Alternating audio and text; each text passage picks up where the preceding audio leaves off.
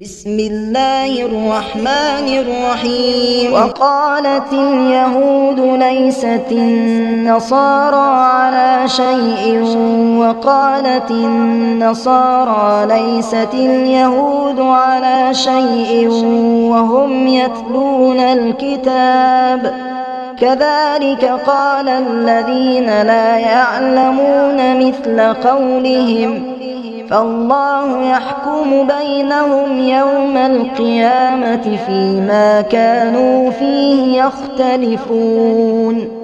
ومن أظلم ممن منع مساجد الله أن يذكر فيها اسمه وسعى في خرابها أولئك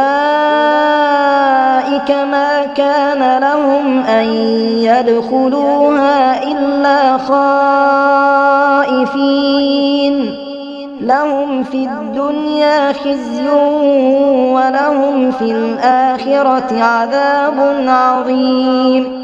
ولله المشرق والمغرب فأينما تولوا فثم وجه الله إن الله واسع عليم. وقالوا اتخذ الله ولدا سبحانه بل له ما في السماوات والأرض كل له قانتون بديع السماوات والأرض وإذا قضى أمرا فإنما يقول له كن فيكون. وقال الذين لا يعلمون لولا يكلمنا الله أو تأتينا آية كذلك قال الذين من قبلهم مثل قولهم تشابهت قلوبهم قد بينا الآيات لقوم يوقنون. إنا أرسلناك بالحق بشيرا ونذيرا ولا تسأل عن أصحاب الجحيم. ولن ترضى عنك اليهود ولا النصارى حتى تتبع ملتهم قل إن هدى الله هو الهدى ولئن اتبعت أهواءهم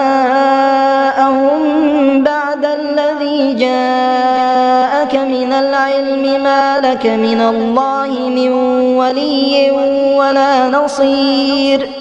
الذين آتيناهم الكتاب يتلونه حق تلاوته أولئك يؤمنون به ومن يكفر به فأولئك هم الخاسرون. يا بني إسرائيل اذكروا نعمتي التي أنعمت عليكم وأني فضلتكم على العالمين. واتقوا يوما لا تجزي نفس عن نفس شيئا ولا يقبل منها عدل ولا تنفعها شفاعة ولا هم ينصرون. وإذ ابتلى إبراهيم ربه بكلمات فأتمهن قال إني جاعلك للناس إماما قال ومن ذريتي قال لا ينال عهد الظالمين. وإذ جعلنا البيت مثابة للناس وأمنا واتخذوا من مقام إبراهيم مصلى وعهدنا إلى إبراهيم وإسماعيل أن طهرا بيتي للطائفين والعاكفين والركع السجود. آمنت بالله صدق الله العظيم.